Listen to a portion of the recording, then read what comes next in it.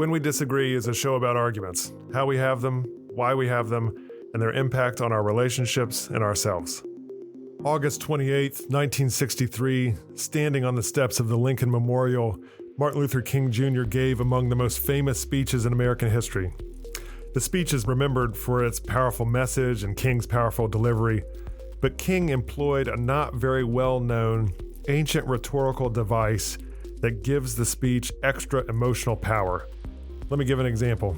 He said, "Now is the time to make real the promises of democracy.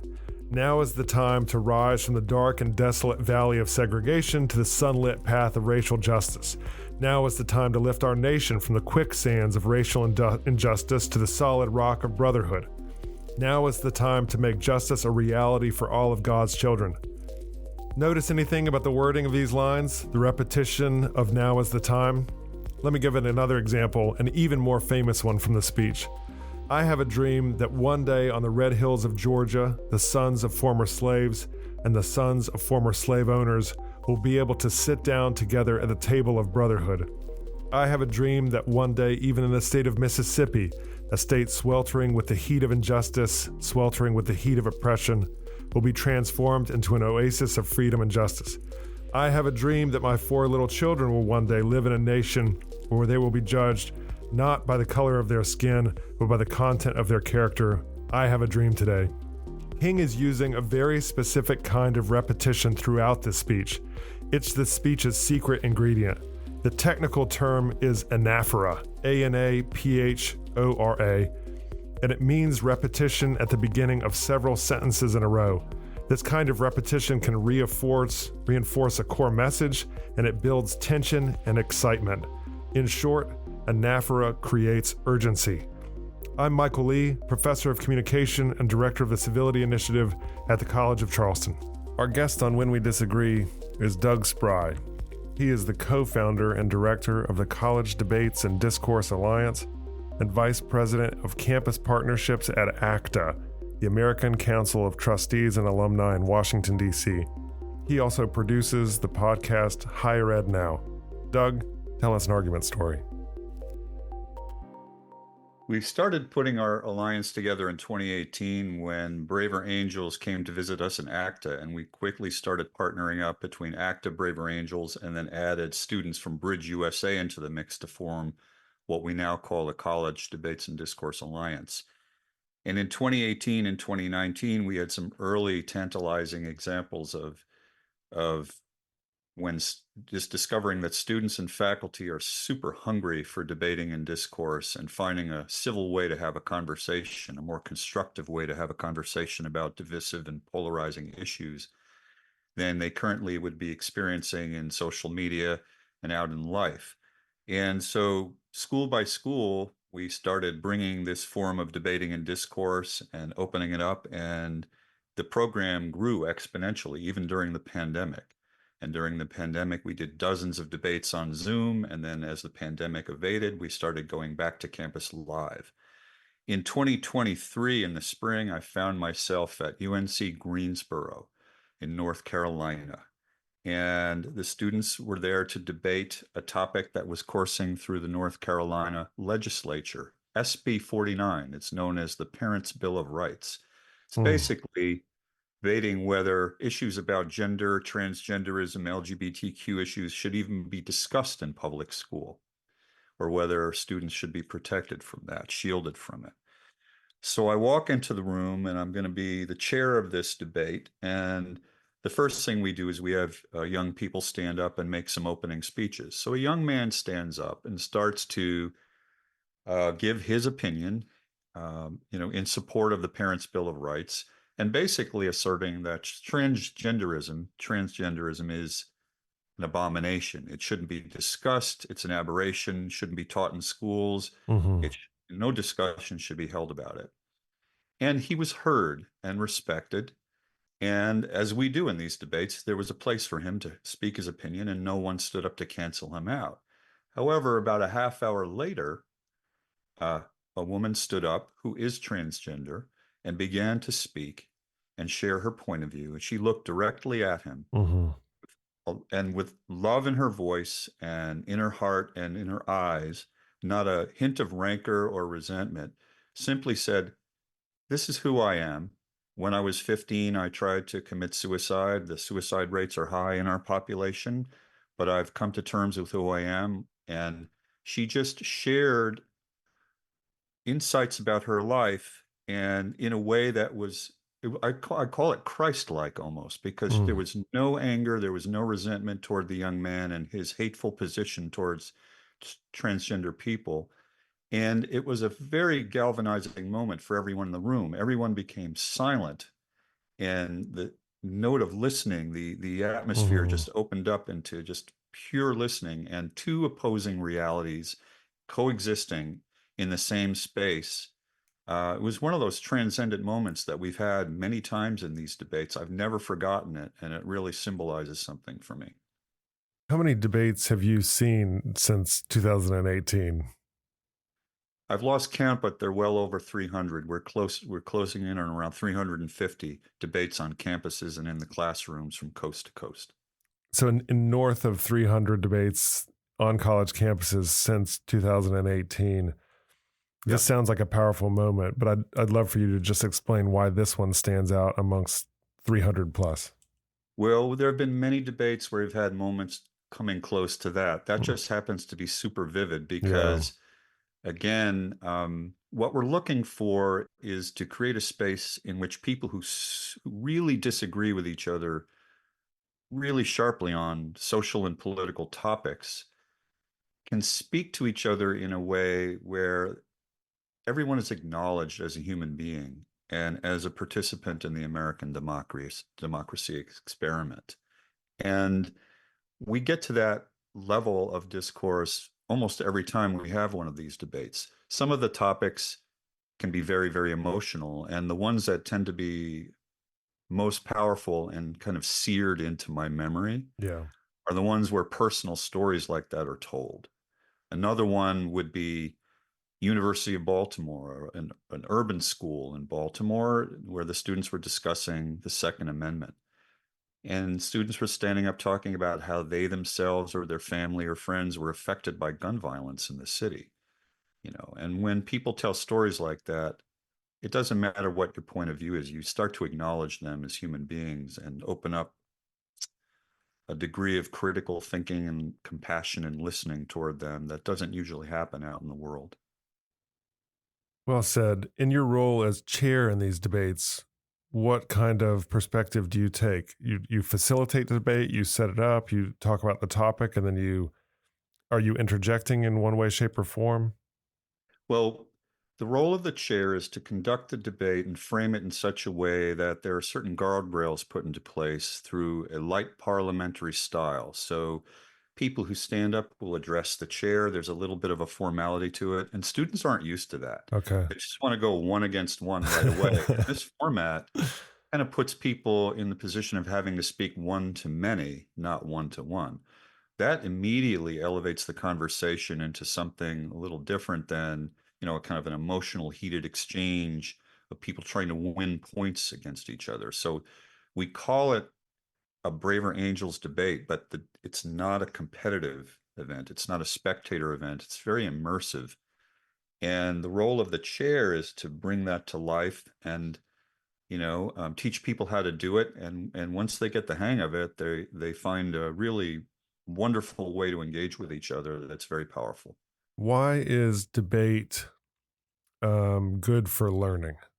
In other words, do we have good data on it increasing knowledge of issues or increasing abilities to have civil discussions, increasing passion or self efficacy around giving public speech and public advocacy? Take us through kind of the educational power of debate from your point of view. Well, I think over the 6 or 7 years that we've been doing this, we've worked very closely with scores of faculty members around the country. Sorry about that. Can I just turn this phone off? Go ahead. Sorry. Apologies. Um, should have done that earlier. That's all right. Let me start that again. Over the last 6 or 7 years, we've worked with hundreds of faculty from coast to coast and gotten a lot of insight from them about what's needed in terms of inflecting intellectual rigor into these debates. And so some of our debates take shape in the classroom itself as a lesson planning assignment, as an assignment for the students. They get course credit, they get graded for it. So when the students work on these debates with the faculty, they have to frame arguments, they have to do research, they have to construct speeches, and also share their own personal point of view. And it really can bridge across almost any topic or any subject that is taught in college. We've had debates in biology classes, computer science classes, Hmm. philosophy, political science, communications and rhetoric, economics, almost doesn't matter. So we're really, really keenly interested actually in what you brought up in terms of making sure that this debate exercise maps to pedagogy and the educational mission of instructors and professors and the universities themselves. You mentioned earlier that there's a real hunger for this debate, and your record of 300 debates in 6 years and many more on the horizon certainly speaks to that demand. What do you attribute that to? I think after the 2016 election, when what was then called Better Angels was formed, that organization later became Braver Angels, as you know, but they discovered that there is a hunger across the country in communities in all 50 states where people were just so tired of the rancor and polarization that came out on display in the 2016 election, that Better Angels quickly germinated into something from just one small debate space in Cincinnati, Ohio area into something that's taken root nationwide. And similarly, across the college landscape, we've just been embraced by school after school. I think that educators take delight in seeing their students speak up courageously. A lot of the research has been showing that students tend to self-censor when it comes to expressing political and social viewpoints. This is a real antidote to that. This really is an invitation for students to stand up, express who they are, what they think, be heard, be respected, and also learn to hear and respect others. So it really counters what we call that phenomenon of affective polarization, where the person who disagrees with me is my adversary, my enemy. That's rampant across the country, but the experience in these debates and workshops that we lead is completely different. And I think there's a real hunger for that. I think that we're going with nature, I think, human nature. Hmm. And yeah. The kind of stereotypical point of view, especially from folks who are outside of college campuses looking inward, and maybe they're reading news media or they're watching news media, especially after last spring and the protests about Gaza and Palestine and Israel, is that the leading problem on college campuses is aggression, is antagonism, is shouting, is encampments. In your point of view, and some of the points of view I've seen as well in 20 years plus on a college campus, is that self-censorship is also a massive impediment to learning, connection, and engagement. Is that something that you're expressing and you're seeing in your travels around the country? Right. And it's kind of antithetical to the educational mission that some of the college presidents and faculty are expressing to us. I can think of Adam Weinberg, the president of Denison University, who really wants his institution to embrace the marketplace of ideas.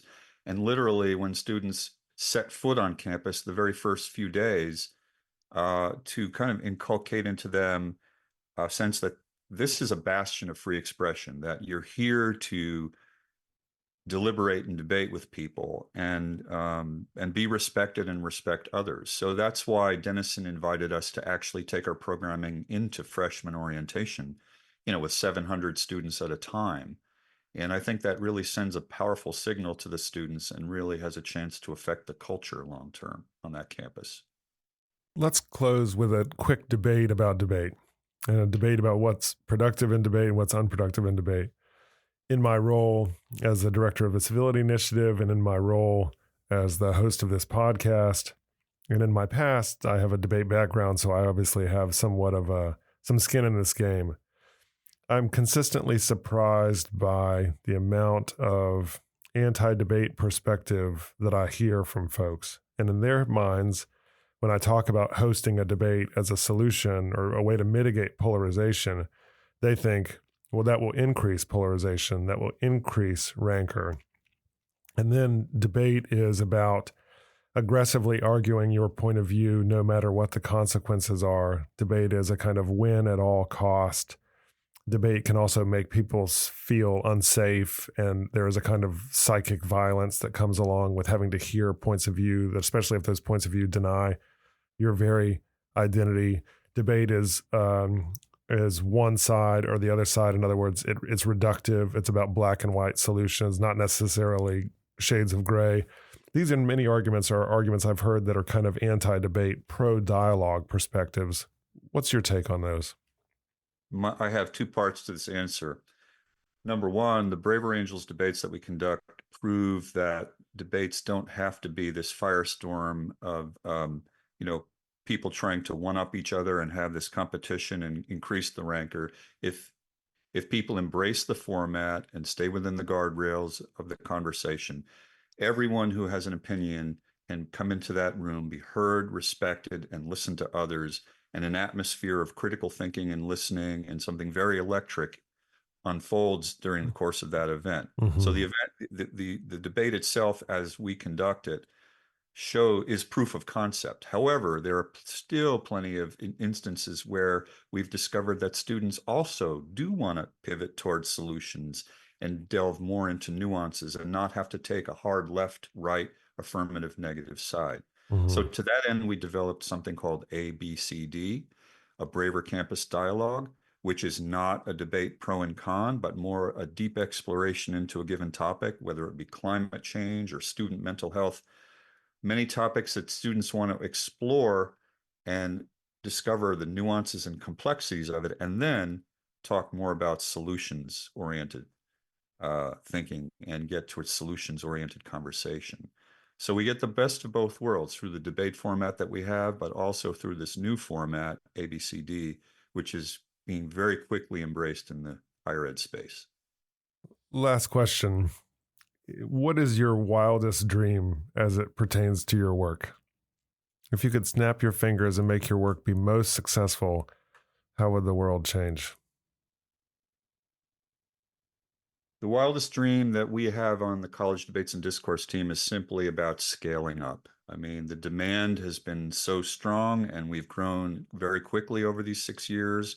We're now a fully funded 7-person team, but we've reached 13,000 students. We'd like to reach hundreds of thousands of students across hundreds of institutions. That's going to take more people, more funding, and just the whole pathway of scaling up to meet the demand. I think that it's really out there, and that's the dream that we have, but it's also a model that we're following. Doug, thank you so much for being on When We Disagree. I hope this was helpful and clear. When We Disagree is recorded at the College of Charleston with creator and host Michael Lee. Recording and sound engineering by Jesse Kunz and Lance Laidlaw. Reach out to us at whenwedisagree@gmail.com.